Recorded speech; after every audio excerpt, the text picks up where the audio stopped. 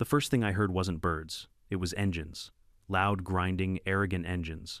I ran outside in my work boots, coffee still in hand, and froze. Across my south pasture where my cows used to graze, a line of bright orange construction trucks roared like invaders. Fresh asphalt gleamed under the rising sun, cutting through my family's land like a blade. Steam hissed. Workers shouted. And right in the middle of it all stood a woman in a pink blazer holding a clipboard like a sword. Karen, HOA president, smiling like she'd just conquered Rome. My land, my fence, my heritage. They didn't even ask.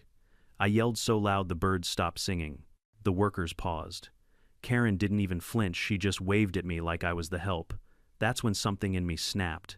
You can steal my peace, you can build your pretty roads, but not on my soil. Not today. Because this farm's about to become the battlefield the HOA never saw coming. Before we dive in, comment where you're watching from and hit subscribe, because this war, it's about to get real. I didn't sleep that night. Every time I closed my eyes, I saw the same thing, those glossy black tire tracks slashing through my pasture like someone had signed their name across my family's history. By morning, the smell of asphalt still hung thick in the air. My cows stood at the fence line, confused, their hooves pressing against what used to be soft dirt. I wanted to tear the road up myself right then and there, but I'd learned long ago that sometimes the worst revenge is patience. Instead, I put on my cleanest flannel, tucked my shirt, and drove straight into the heart of suburbia to the beige fortress they called the HOA office. The building sat at the edge of what used to be my cornfield. Now it was a parade of manicured lawns, identical mailboxes, and people who waved too hard at each other while secretly counting each other's trash bins. The sign out front read, Oakwood Meadows Homeowners Association, where community comes first.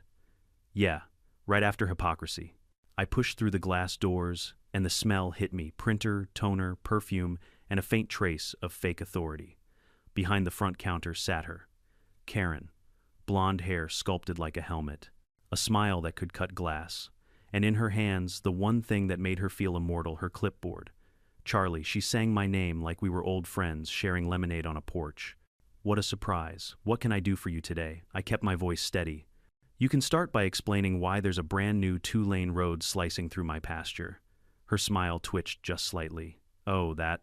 Isn't it lovely? It's part of our new community beautification initiative. Beautification, I said, fighting the urge to laugh. Karen, it's a road. Through my land. Yes, she nodded proudly, flipping a page on her clipboard like it was scripture. It provides easier access for residents to reach the new subdivision. It's for the greater good. The greater good, I repeated, my tone low. Karen, that road runs through my south pasture. My cows don't need easier access to the cul-de-sac. She gave a tight little chuckle, the kind of laugh people use when they think they're smarter than you. The board voted on it unanimously. I didn't vote on it, I said. Well, of course not. You're technically outside the HOA jurisdiction. Then why I stepped closer. Did you build a road inside my fence line? She sighed the way a kindergarten teacher might when explaining crayons aren't food. Oh, Charlie, it's not private property anymore. The HOA annexed that section of your land last month. That word annexed snapped something in me. Annexed, I said, my voice calm but dangerous. Karen, you can't annex land you don't own. Her fingers drummed against the clipboard as if the laminated bylaws were her shield. It's all in the documentation, she said sweetly. You should have read the letter we sent. Oh, I read your letters, I said. Every single one about lawn heights and fence colors. But I must have missed the one where you announced you were seizing private farmland. Karen's eyes flickered just for a second, but she recovered fast. We prefer the term reallocation. I stared at her. You paved over 3 generations of soil, Karen. My grandfather planted that field. My father worked it till the day he died. And you, I pointed toward her clipboard, turned it into a shortcut for SUVs.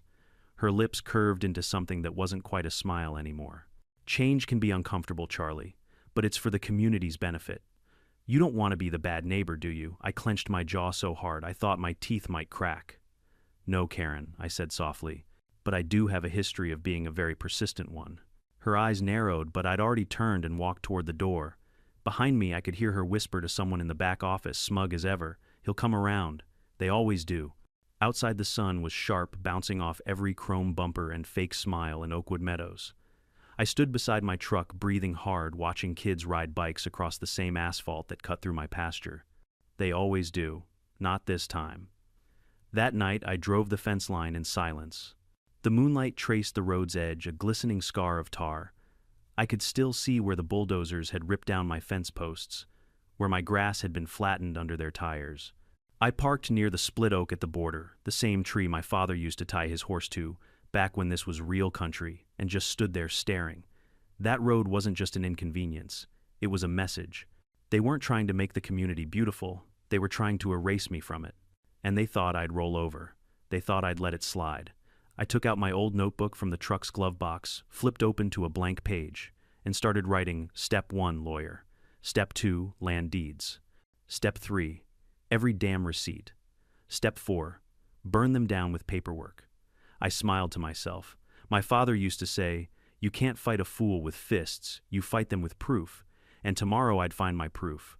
When I finally went back inside the farmhouse, the road was still visible through the window, lit faintly by the moon.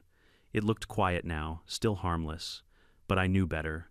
That road wasn't finished. It was just waiting for headlights. The next morning would be the first move in a war that HOA had no idea it had started.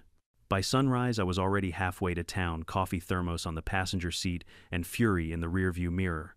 I wasn't the kind of man who ran to lawyers. I believed in fixing fences with wire and sweat, not paperwork. But this wasn't a broken fence, it was a full-blown invasion. The HOA wanted a war of bylaws and bureaucracy. Fine, I'd bring the law. Tom Jenkins had been my friend for 30 years. We'd fought wildfires together back when he still wore a badge before he swapped a fire hose for legal briefs. His office sat above a diner that smelled like bacon and justice, a good sign if you asked me. When I walked in, Tom was hunched over his desk, tie-loose eyes half closed behind a mountain of folders. He looked up and smirked. Well, Charlie Turner, the last honest farmer in a 10-mile radius. What trouble did you plow into this time? Trouble didn't wait for me, I said, dropping a thick envelope of photos on his desk. It paved a road right through my pasture. He frowned, flipping through the prints. Asphalt. Painted lines. A stop sign rooted in my soil. You're kidding. I wish I was. Who built it? The HOA. Tom blinked, then laughed. You're serious, Karen. Serious. His laughter died instantly. Everyone in the county knew Karen Whitmore, Queen of Oakwood Meadows, the woman who could fine you for breathing too loud near a flower bed. Tom whistled low. All right, tell me everything. So I did. I told him about the road, the annex claim, the fake smiles, the clipboard. Halfway through, he raised a hand. Annexed. She actually said that, like she was planting a flag on the moon. Jesus, Charlie. The HOA can't annex land they don't own. That's what I said. He leaned back, chair creaking. Okay. First step, I'll need copies of your property deed boundary survey and any letters they've sent you in the past year. Don't touch the road. Don't block it. Not yet. Why not? I grunted. You planning to wait for them to build a toll booth? Tom smiled. Because the moment you move that barricade, they'll scream obstruction of community access. We keep it clean. We play by the book while they choke on the pages. I had to admit I liked that plan. We spent the next 2 hours combing through the paperwork. My land deeds dated back to my grandfather in 1948. Every inch of that south pasture was marked, measured, and paid for. The HOA's jurisdiction stopped 300 yards short of my fence line. Tom highlighted every detail with his pen like he was drawing battle plans. Here's what we'll do, he said finally. I'll draft a cease and desist notice, demanding they halt use of the road until ownership is verified. I'll also file an injunction with the county clerk. In the meantime, you gather everything else, photos, timestamps, eyewitnesses. We'll build a file thicker than Karen's ego. I smirked. That's going to take a lot of paper, Tom chuckled. Good thing I buy toner by the gallon. When I left his office, the diner downstairs was filling with regulars, construction guys, farmers, truckers, folks who still believed a handshake meant something. I told the waitress to keep Tom's coffee topped off. He was about to make HOA history. Driving home, I passed the shiny new subdivision that started this whole mess. Cookie-cutter houses stood shoulder to shoulder, all painted the same acceptable shade of beige. Every mailbox identical, every lawn trimmed to regulation perfection. I couldn't help thinking. They built this world to control every inch of it. But my land wasn't beige. It was stubborn brown earth, cracked with history and sweat, the kind that didn't bow to clipboards. When I reached the farm, the road shimmered in the heat like a black snake sleeping across my field. I parked near the fence, grabbed my camera, and started documenting everything. The angle of the road, the broken fence posts, the survey marker they'd ignored, every tire track, every sign, every insult. If the law was a battlefield, I intended to arm myself to the teeth. By evening, my kitchen table was covered with photos, receipts, property maps, and 3 half-empty coffee mugs. I labeled each stack carefully. Evidence A, construction damage. Evidence B, boundary violation. Evidence C, Karen's nonsense. Somewhere around midnight, I found an old shoebox tucked in a cabinet, my father's papers. Inside were yellowed survey maps and letters from the county zoning board, proving our property lines hadn't changed since before HOA even existed. I stared at those documents for a long time. It felt like my dad was helping me fight back from the grave. The next morning, I delivered copies to Tom. He flipped through them and grinned. Perfect. This is exactly what we need. You think we can win? I asked. Oh, we're not just going to win, he said. We're going to bury them in their own paperwork. I liked the sound of that. Still something gnawed at me. Paper alone wasn't enough. The HOA had money, lawyers, and arrogance on their side. I had truth and a tractor. That night I sat on the porch watching headlights glide across the illegal road. A silver SUV slowed down as it passed. The driver, some man from the new subdivision, gave me a disapproving look like I was the problem. I raised my coffee mug in salute. Enjoy the shortcut, buddy. Won't last long. The next few days were quiet, too quiet. No word from Karen, no official notice. Just that smug silence people use when they think they've already won. But I wasn't waiting. I started visiting the county records office myself, digging into public documents. I learned the HOA had submitted a community access improvement request 6 months earlier. The permit covered their own streets, not private farmland. Yet somehow the invoices listed South Pasture Extension completed. In other words, they'd falsified construction paperwork. Bingo. I photocopied everything, highlighted the discrepancies, and added it to the growing binder on my kitchen table. The thing was heavy enough to use as a weapon now. When Tom saw it, he whistled. You're turning into quite the paralegal, Charlie. I just call it self-defense. He laughed, then grew serious. Next step, we file a formal complaint with the county property board. Let's see how they enjoy a little daylight on their shady operation. That was the first night I slept well in a week. Because for the first time since that road appeared, I wasn't angry, I was focused. Karen thought she'd steamroll me. She didn't realize she'd just built the perfect evidence trail right through my land. As I locked the farmhouse door, I looked out over the field. The moonlight turned the road silver. It looked calm, almost peaceful. But I knew the storm was coming. I whispered to the night, "You wanted a beautification project, Karen. Let's make this county real pretty with your name on every lawsuit I file." Tomorrow I'd start digging deeper. Not with a shovel, but with paper cuts. The funny thing about small towns is that the gossip always moves faster than the mail. By the time I finished breakfast that Friday, everyone from the feed store to the sheriff's office had already heard the same headline, "Farmer threatens HOA over illegal road." I didn't mind. I'd rather they call me crazy than call me quiet. That morning I drove into town again, this time not for legal help. I was on a mission to dig up every scrap of dirt the HOA had buried under their shiny bylaws. The county records office was a squat brick building with a fading flag out front, and a woman named Betty guarding the archives like a dragon sitting on gold. She'd been there since the 82nds and knew more secrets about land boundaries than anyone alive. "Morning, Charlie," she said without looking up from her crossword. "What brings you here? Another zoning fight, worse," I said. The HOA paved a road through my pasture. Her pencil froze midair. "They what you heard me." "Well, that's bold even for Karen." I smiled grimly. "You've heard of her too." Betty laughed. "Sweetheart, everyone's heard of Karen." She called once to complain the courthouse lawn was uneven. I leaned on the counter. "I need the original subdivision maps, the HOA incorporation papers, and any permits related to road construction in Oakwood Meadows." She squinted at me curious. "You building a case or burning a bridge? Maybe both," she grinned. "Give me 15 minutes. Betty returned with a dusty box labeled Oakwood HOA, 2009, present. Inside were rolled blueprints, stamped letters, and meeting transcripts printed on fading paper. As I flipped through them, a pattern started to form: misused funds, vague community projects, and suspicious budget increases. Then I found a line item titled South Access Improvement, dated 3 months before the road appeared on my property. The signature line read, "Approved by Karen Whitmore."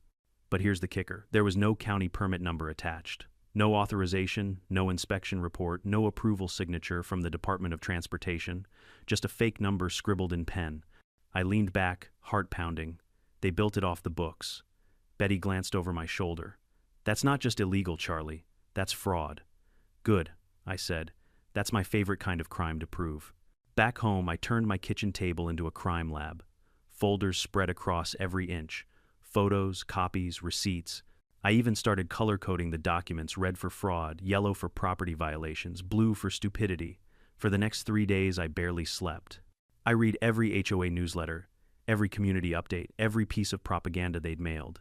I highlighted phrases like budget allocation pending and expedited improvement plan. Each one was a breadcrumb leading to something rotten. What really made me laugh was how careful they thought they were.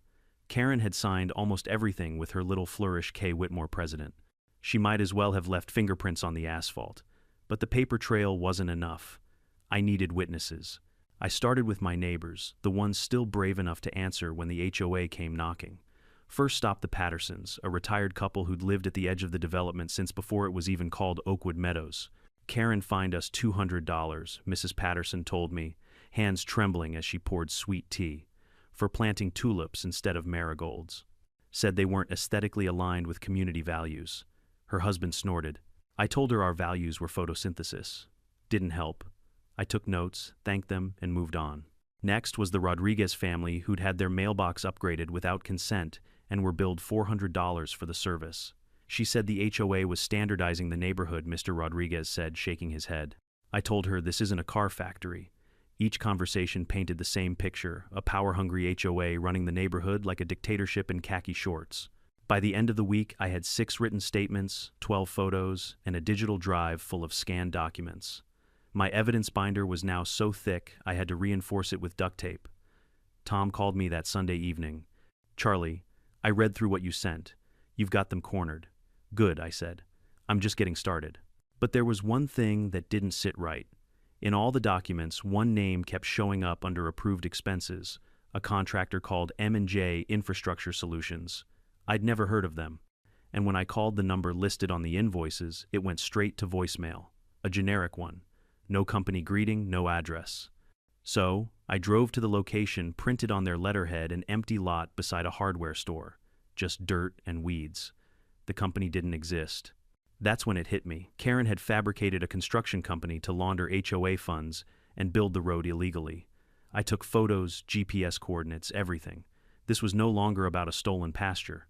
This was a full-blown corruption case. The following Monday, I stopped by the local cafe, the one where all the early risers gathered to gossip before work. The place went quiet when I walked in. Someone muttered, "That's the guy with the road." I just nodded and ordered coffee. Mrs. Whitaker, the widow from down the road, leaned over from her booth. "You give that woman hell, Charlie. She fined me $50 once because my Christmas lights were up before Thanksgiving." I chuckled. "Then consider this payback with interest." She grinned. "If you need a witness, I bake excellent brownies and tell the truth loudly." Duly noted. As I drove home, I realized something important. I wasn't fighting this war alone anymore. Every neighbor I talked to had a story. Every story added weight to my cause. Karen had ruled by fear, but fear was a fragile throne once people stopped bowing. That evening, I organized everything into a single monstrous binder, labeled HOA Corruption, Exhibit A. Inside, copies of fraudulent invoices from the fake contractor, photos of the unauthorized road, letters proving HOA funds were diverted, statements from residents documenting abuse of power, and a list of every violation I could find, right down to the missing permit number. I stared at that binder like it was a loaded weapon. Then I called Tom. "We're ready." He didn't hesitate. "Tomorrow we file." I hung up and walked outside. The sun was setting over the pasture, the illegal road glowing orange under the light. I could almost hear the echo of engines that had torn through my fence a week ago. But this time there was no anger, only focus. They wanted to pave over me, erase me, pretend my land didn't matter. But I just turned their shortcut into a trap. I smiled to myself, whispering, "You paved the wrong road, Karen. Let's see you drive out of this one." I went back inside, flipped off the lights, and left the binder sitting in the center of the table, under the glow of a single lamp. It looked like a confession waiting to be read. Tomorrow, the HOA would learn something new about farmers. We know how to dig, and sometimes we dig deep enough to bury you. The road sat there for days like a scar that refused to heal. I watched SUVs roll over it, watched joggers in pastel gear wave like nothing had happened. They treated that strip of asphalt as if it had been born with the land not stolen from it. Tom told me to wait for the county's response. He said patience would make us look like the victims. But I'd been patient for a week, and every car that crossed my pasture felt like another boot on my neck. So, on a blazing Saturday morning, I decided patience had done enough. I climbed into my old John Deere 6400, the same tractor my father bought back when gas was cheap and men were tougher. I topped off the diesel, pulled my hat low, and rumbled toward the south pasture. The cows trotted alongside me like curious spectators. By 9 a.m., the sun was high, burning across the hood. The road shimmered like a black mirror. I parked the tractor dead center, turned off the engine, and climbed down. Then I got to work. First, I dragged 2 massive hay bales from the barn and set them across each lane like makeshift barricades. Then I pounded a wooden post into the soil beside the tractor and hung a freshly painted sign that read, "Private property, no trespassing." The final touch, a bright red flag tied to the exhaust pipe. Subtle no. But neither was having your land stolen. When I was done, I leaned against a hay bale, wiped the sweat from my face, and looked around. The field was quiet except for the hum of cicadas and the faint lowing of cattle. It felt right, like balance had returned. Of course, balance never lasts long when Karen's involved. At 1015 sharp, I heard the familiar growl of a Lexus SUV coming down the hill. It stopped a few yards from my barricade. Out stepped Karen, pink blazer sunglasses, and that same indestructible clipboard clutched to her chest. Behind her, 3 other board members trickled out of their cars, each one armed with matching clipboards and the confidence of people who'd never been told no in their lives. Karen's heels clicked on the asphalt like war drums. "Charlie," she said sweetly, "what's the meaning of this?" I took a slow sip from my thermos. "It's a blockade." I can see that she snapped. "You're obstructing a community road." I raised an eyebrow. "A community road built illegally on private property. My property." She gave a patronizing smile. "Charlie, this road serves over 100 residents. You can't just block access because you feel territorial." "Territorial," I said, stepping forward. "That's a polite way to describe ownership, don't you think?" Karen's entourage exchanged nervous glances. One of them, a man in a golf visor, muttered, "This is against the bylaws." I turned toward him. Funny thing about bylaws, they stop mattering at the edge of HOA territory. And that edge ends 300 yards north. Karen's smile thinned. "This is going to reflect poorly on you when the board reviews your compliance record." I laughed. "You mean the same board that paved a road without permission? Please, Karen, write me up. Maybe use that clipboard to list your crimes while you're at it." Her jaw tightened. "You're making a mistake, Charlie. The community will not stand for this kind of obstruction." "Oh, I think they will," I said, nodding toward the fence line. She turned and froze. Half a dozen neighbors stood there, phones out filming. The Pattersons, the Rodriguezes, even Mrs. Whitaker holding a brownie tray like she was tailgating a revolution. Someone yelled, "Tell her whose land it is." Charlie Karen's cheeks flushed crimson. "Put those phones away, this is private." "Private," I interrupted. "Now you care about private," the crowd laughed. Even the cows mooed like they were in on the joke. Karen spun around clipboard, trembling. "I'll have the sheriff out here within the hour." "Good," I said calmly. "He eats my wife's pie every Thanksgiving. Maybe he'll stay for dessert." For the first time since I'd known her, Karen didn't have a comeback. She turned on her heel, muttering something about non-compliance reports as her little army followed behind. As their cars disappeared, the neighbors cheered. Mrs. Whitaker walked over, handing me a brownie. "You looked like you needed sugar more than gasoline." I laughed and took a bite. You know, this might be the first roadblock in history fueled by baked goods. By afternoon, the story was already all over the local Facebook groups. Farmer Block's HOA road videos of Karen's meltdown hit 1,000 views before sunset. Someone even made a meme of her face with the caption, "Paved the wrong pasture." The HOA tried to fight back with their own narrative, calling me a disruptive influence and a threat to community harmony. But it was too late. People had seen the footage.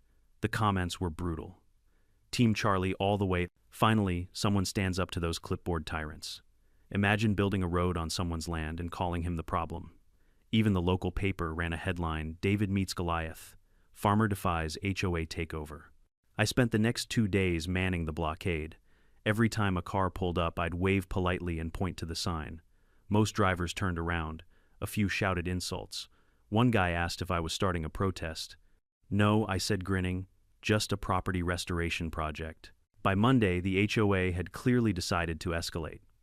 I woke up to find two uniformed men standing at the barricade, not police, but private security hired by Karen herself. Their shirts said Oakwood Community Safety Division, which was ironic since they were standing on land the community didn't own. One of them stepped forward. "Sir, you're in violation of the HOA's access policy. You'll need to move this tractor." I crossed my arms. "You're trespassing." The man hesitated, looking uncertain. "Ma'am said." "Ma'am doesn't own this dirt," I said. "County records prove it." The second guard whispered something to his partner, and they both backed off. "We'll report this to the board." "Do that," I said. "And tell the board I said hi." They left tires squealing like kids caught shoplifting. That evening, Tom called. His voice carried the same mix of amusement and caution. "Charlie, you're trending again." "I'm aware," I said. "Karen tried to send mall cops after me." "She's panicking," he said. "Which means we're close. But listen, be careful. If she files a complaint for obstruction, it'll lead straight to court." "That's the plan, Tom." "Let her," he chuckled. "You really want this to go to trial?" "Absolutely. I've got the evidence, the witnesses, and now the public." "Let her dig her own hole." He paused, then said, "All right, just don't say anything to the press you'll regret." I smirked. "The only thing I regret is letting her touch my pasture." That night, the sky turned blood orange. I sat on the tractor watching the last sunlight fade behind the ridge. The cows grazed near the fence, and the hay bales glowed like golden walls. For the first time in weeks, I felt calm. Not because the fight was over, but because I finally had the upper hand. Karen thought she could pave over me, drown me in bylaws, bury me under paperwork. But what she didn't understand is this: farmers know how to work with dirt. We know how to dig, how to plant, and how to wait for the right harvest. And her reckoning, it was just starting to grow roots. The morning after the blockade, I woke up to find 3 news vans parked at the end of my driveway. Reporters in crisp shirts were unloading tripods, adjusting microphones, and brushing dust off their shoes like they were entering a war zone. I wasn't surprised. The videos had already gone viral overnight, me leaning against the tractor, Karen yelling about bylaws, and a crowd of neighbors cheering like it was a county fair. Someone even set it to dramatic violin music and titled it "The Battle of Oakwood Meadows." When I stepped outside, a young reporter waved eagerly. "Mr. Turner, can we get a comment?" I took my time walking over coffee and hand hat tilted low. "You can," I said, "but make sure you spell my name right. And make sure you spell trespassing right, too." She laughed nervously. "Can you tell our viewers what started this conflict?" I pointed toward the asphalt ribbon cutting across my field. "That.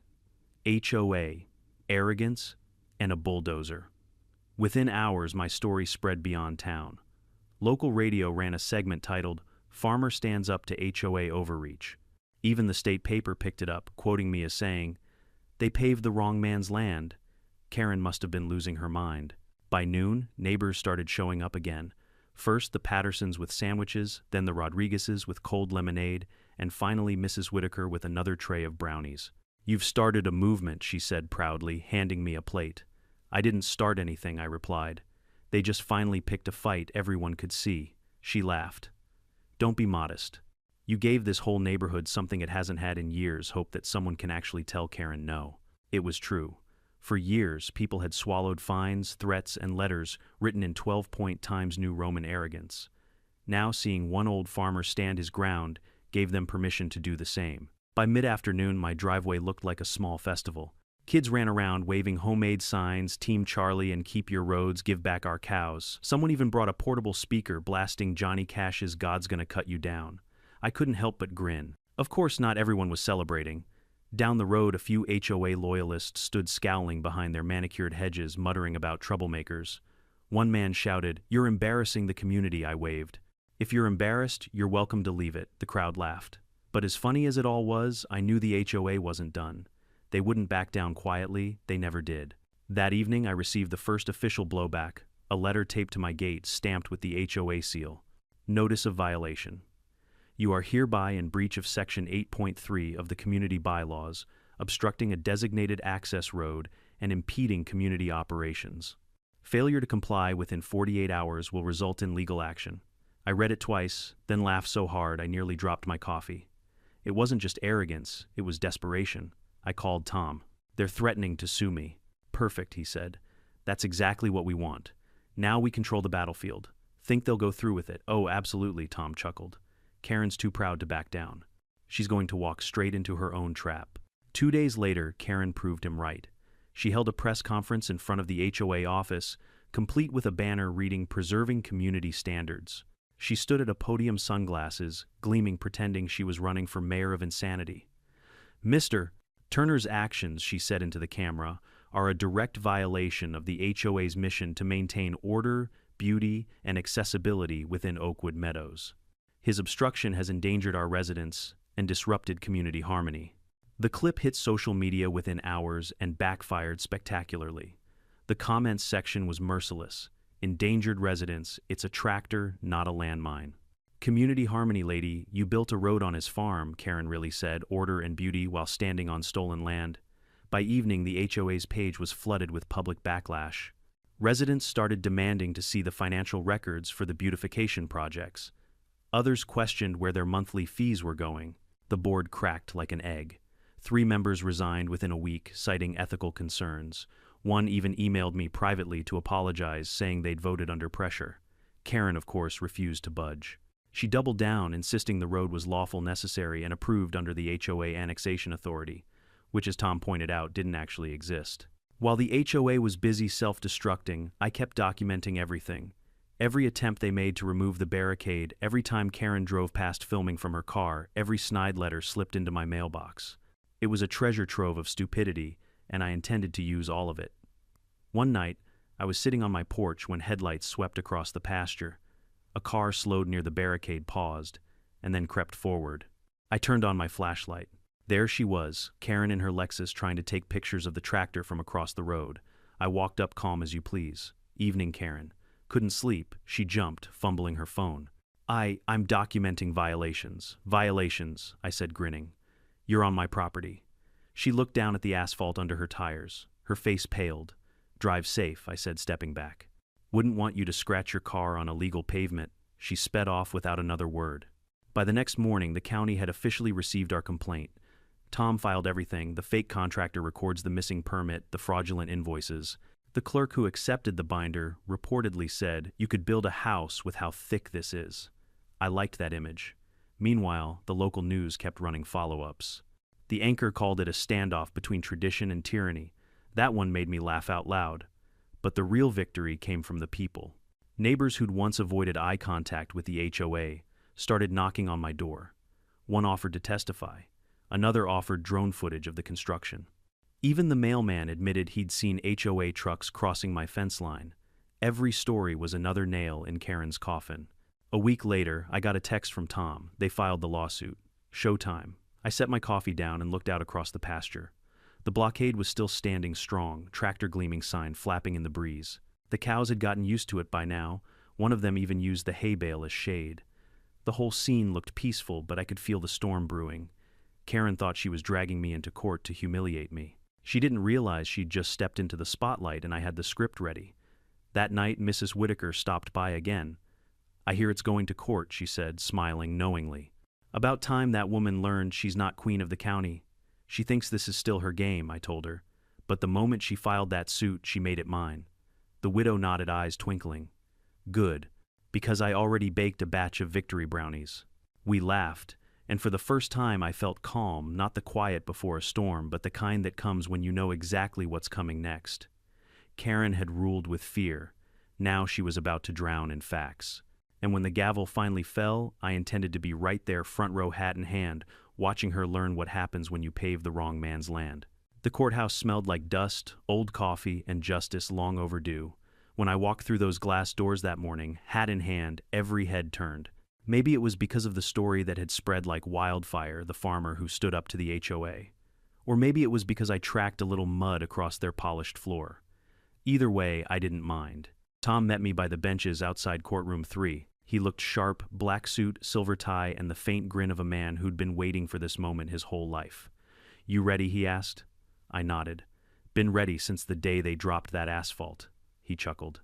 "Then let's go teach Karen what the word annexation actually means."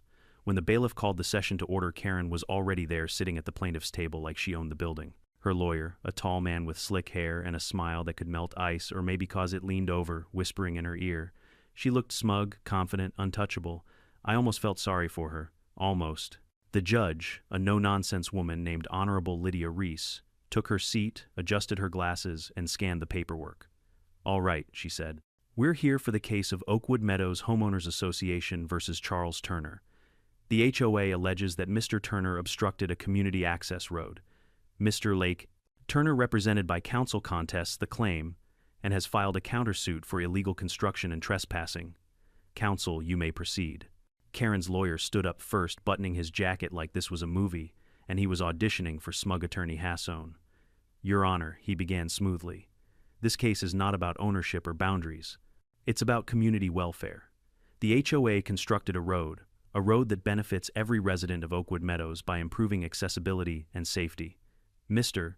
Turner, unfortunately, has chosen to obstruct that road, endangering public order and defying multiple notices of compliance. He gestured toward me like I was the villain in a fairy tale. I wanted to laugh, but Tom beat me to it with words sharper than barbed wire. Your Honor, Tom said, rising slowly, the HOA didn't construct a road. They trespassed, vandalized, and illegally paved over private farmland owned by my client, land his family has held for 75 years. They didn't seek permission. They didn't obtain permits. They didn't even check property boundaries. What they did was arrogant, reckless, and completely outside their authority. He dropped a thick binder on the table with a heavy thud. The sound echoed through the courtroom. This, Tom said, is the evidence.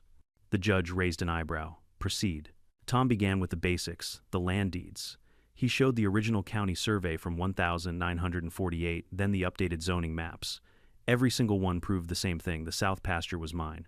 No HOA jurisdiction. No shared easement. Just dirt and legacy. Karen shifted in her seat, lips tightening. Then Tom moved on to the paperwork. These, he said, holding up printed invoices, are the construction expenses signed by Mrs. Whitmore under the name of a contractor called M&J Infrastructure Solutions. He paused. We called the number listed. It goes to a disconnected line. The address belongs to an empty lot. The judge looked up sharply. You're saying the contractor doesn't exist? That's correct, Your Honor. The HOA created a shell company to funnel funds, community funds, into a private project built on someone else's property. Karen's lawyer tried to interject. Objection speculative, overruled Judge Reese said flatly. Continue. Tom smiled faintly, gladly.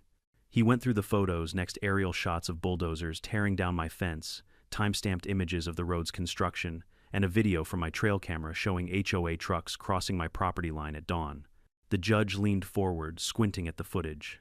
And you have proof this was authorized by the HOA board. Tom clicked to the next slide, a scan of meeting minutes signed by Karen herself. The silence that followed was thick enough to shovel. Then came the witnesses.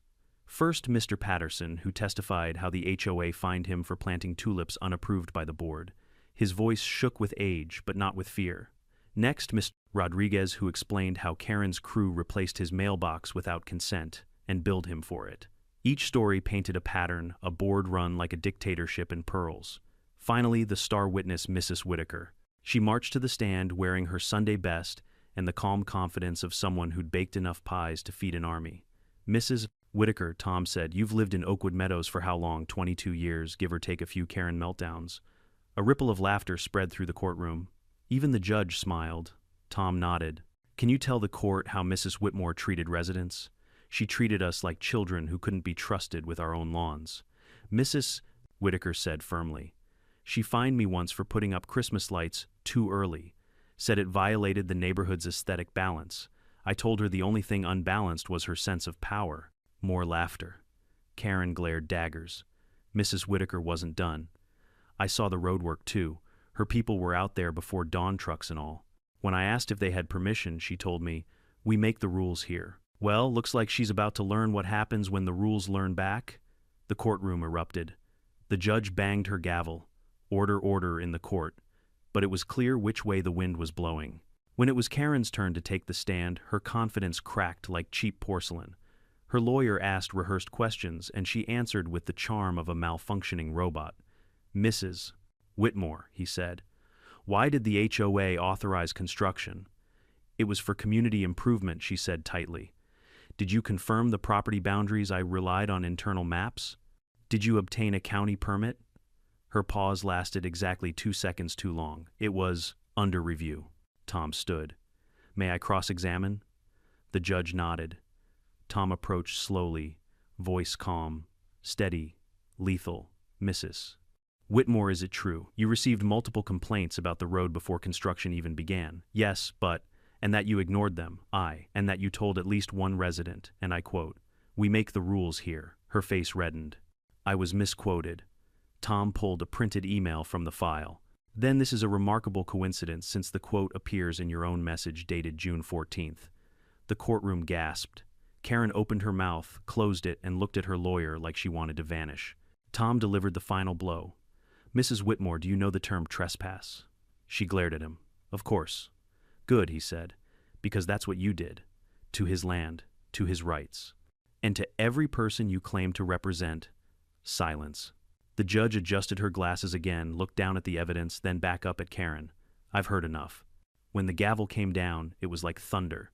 "This court finds in favor of the defendant, Charles Turner," Judge Reese said. "The HOA constructed an unauthorized structure on private property, falsified permit documentation, and misappropriated community funds. The road will be removed at the HOA's expense. Damages awarded to Mr. Turner, full restoration of property plus punitive compensation for trespass." She turned to Karen. "As for you, Mrs. Whitmore, I suggest you step down before the county investigates further." Karen's face went pale, then red, then a color I can only describe as defeat mixed with expensive lipstick. The courtroom buzzed like a hive. Tom shook my hand, smiling. "Told you we'd bury them." I just nodded, too stunned to speak. As Karen stormed out, the cameras flashed. Reporters shouted questions she ignored. Mrs. Whitaker patted my shoulder and whispered, "Justice always tastes better with chocolate." Outside, the sun broke through the clouds, lighting up the courthouse steps. For the first time in weeks, I could breathe. They'd paved over my pasture, but now the ground felt solid again. I tipped my hat to the crowd and said quietly to no one in particular, "Guess that's one road they won't be traveling again." The morning after the verdict, the air felt different. For weeks, the smell of hot asphalt and anger had hung over my land, but now there was only the soft scent of dew and grass. The kind that used to greet me every morning before the HOA decided to play God. I stood on the porch with my coffee staring at that cursed strip of road. It still ran through my pasture like an ugly scar, but at least now I knew it was living on borrowed time. The judge had given them 14 days to remove it and restore the land to its original agricultural condition. 14 days. That was fine. I'd waited longer for rain. The first truck arrived 3 days later, county contractors hired by the new reforming HOA board. They weren't the usual clipboard crowd. These were real workers. Men in mud-stained boots and orange vests, laughing, spitting sunflower seeds, and shaking their heads at what they called the dumbest road we've ever seen. One of them approached me as I leaned on the fence. "You the farmer who took on the HOA?" I nodded. "That'd be me." He grinned, holding out his hand. "Well, Mr. Turner, I gotta say, you've got fans at the county office. They've been waiting to see someone knock that woman off her pedestal for years."